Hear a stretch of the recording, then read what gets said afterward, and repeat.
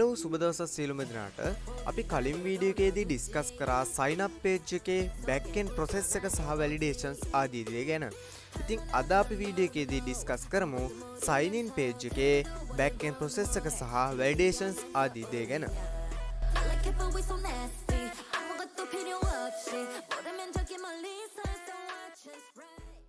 ඉතින් මෙන්න මේ විදිහට තමා අපේ sign page එකේ design එක බලා ගන්න පුළුවන් වෙන්නේ. ඉතින් අපි බලමු මේක අපි අපේ back end process එක කොහොමද තියෙන්නේ කියලා. ඉතින් අපිට බලා ගන්න පුළුවන් මෙතන අපේ email සහ password විදිහට මෙතන validations දෙයක් තියෙනවා.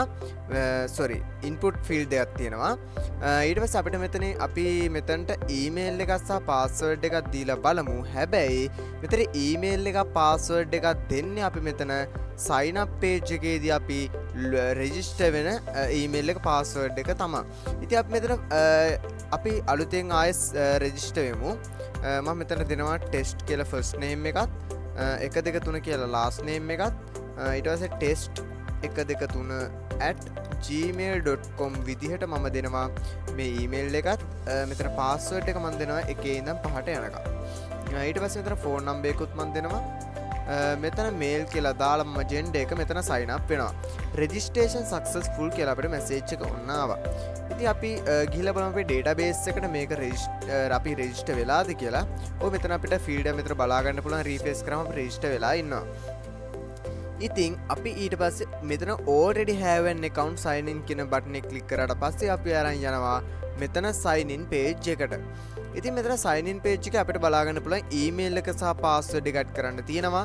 ඒ වගේම මෙතන remember me කියලා option එකක් තියෙනවා. මේ forgot password කියලා මෙතන option එකක් තියෙනවා. ඉතින් කතා කරමු මේ මොනවද කියලා.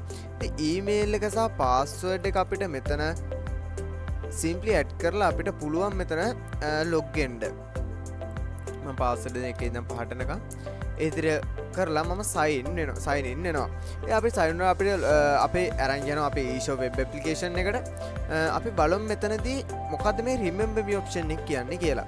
මෙතන email එකත් අපි මේ විදිහට ගහලා අපි මෙතන password එකත් ඒ විදිහට type කරලා මෙතන remember me option එක remember me කියන එකේ අපි මෙතන tick එක on කරලා නම් අපි තියෙන්නේ sign in වෙන්න කලින් අපි මෙතන නැවත අපි email එක සහ password එක type කිරීමේ අවශ්‍යතාවය නැති කරලා දෙනවා. අපි බලමු මේක check කරලා. හරි අපි මේ විදිහට ගියාට පස්සේ අපි නැවත sign out වෙමු.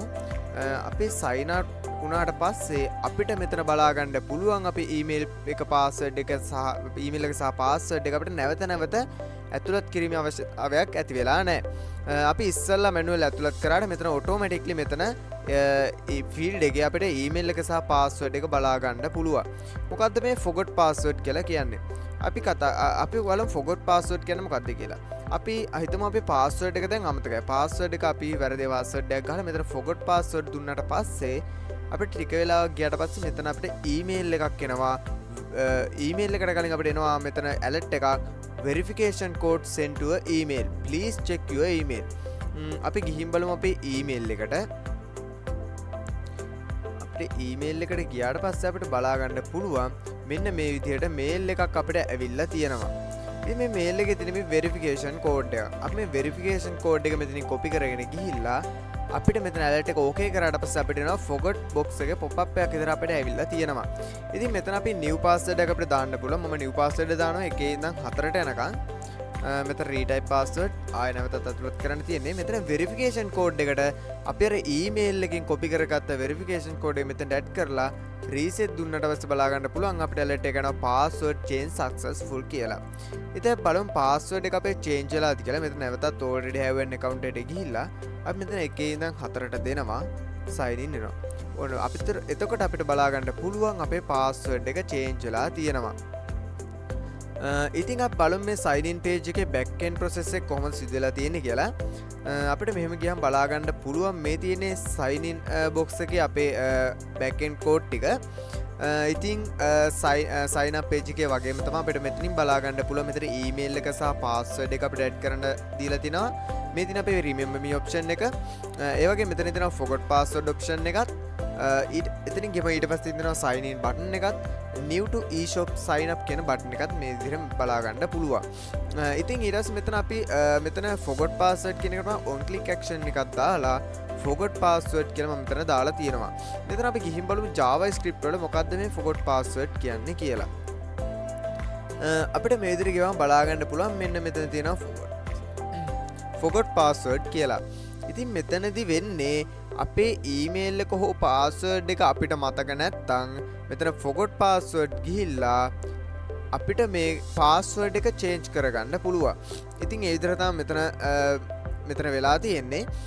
මෙතන එතකොට මේක අපි get method එකෙන් forgot password process.php කියලා එකට අපේ මෙතන අපේ variables වලින් අල්ලගන්න data ටික අරගෙන යනවා.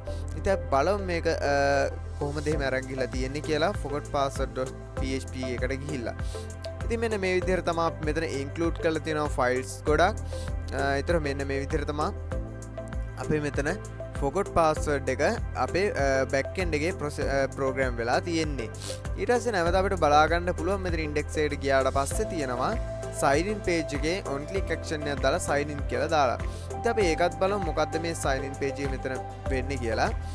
ඊට පස්සේ අපි එතනින් බලා ගන්න පුළුවන් මෙතන වෙන්නේ මේ sign up එකේ වගේම variables ටිකකින් අපේ email එක සහ password එක අල්ලගෙන ඉඳලා මෙතන form data එකක් object එකක් use කරලා තියෙනවා මම data ටික pass කරගන්න. ඊට පස්සේ මෙතන post method එකෙන් sign in process.php කියන එකට මේ data ටික pass වෙනවා. ඉතින් අපි ගිහින් බලමු sign in.process.php එකට. මෙන්න මේ විදිහට බලා ගන්න පුළුවන්. ඒකෙත් මම connection file එක include කරලා තියෙනවා. ඒ වගේම මෙතන session එකක් මම start කරලා තියෙනවා. ඊට පස්සේ මෙතන email එක සහ password එකට මම sign up එකේ වගේම මෙතන empty ද කියලා බලලා තියෙනවා. ඉතින් ඒ වගේ ඒ validations ටික මම මෙතන use කරලා තියෙනවා. ඊට පස්සේ මෙතනත් select මෙතන search එකක් කරනවා password එක සහ email එක අපේ database එකේ රෙජිස්ටර් වුණ එක සමානද කියලා. එහෙම සමාන නම් තමයි අපිට මේකේ ලොගින් වෙන්න දෙන්නේ. ඉතින් අපි ඇතුළත් කරන ඊමේල් එක සහ පාස්වර්ඩ් එක වැරදි නම් මෙයා අපිට මැසේජ් එකක් දෙනවා invalid email low password කියලා. මෙන්න මේ විදිහට තමයි අපේ sign up button එක ක්ලික් කරලා process එක සිද්ධ වෙන්නේ. ඉතින් නැවතත් අපි index එකට ගියාට පස්සේ මෙතන තියෙනවා new to eShop sign up කියලා button එකක් සහ මෙතන on click action එකක් දාලා තියෙනවා change view කියලා. ඉතින් අපි ඒකත් බලමු මෙතන change view එකට ගිහිල්ලා. ඉතින් මෙතන මේ change view එකෙන් වෙන්නේ අපේ අර sign in box එක සහ sign up box එක change වෙන එක තමයි වෙන්නේ. ඉතින් මෙතනදී වැඩි දෙයක් නෑ මෙතන. new to eShop sign up කියන button එක click කරාට පස්සේ මෙහෙම sign up page එකට යනවා. ඒ වගේ මෙතන already have an account sign in කියන button එක click කරාට පස්සේ මේ විදිහට අපිට ආයේ නැවතත් අපේ sign in page එකට යන්න පුළුවන්. ඉතින් ওই විදිහට තමයි අද වීඩියෝ එක අපි කතා කරේ sign in page එක ගැන. අපි ඊළඟ දවසේ අපි eShop එකේ ඉතුරු ටික ගැන කතා කරමු.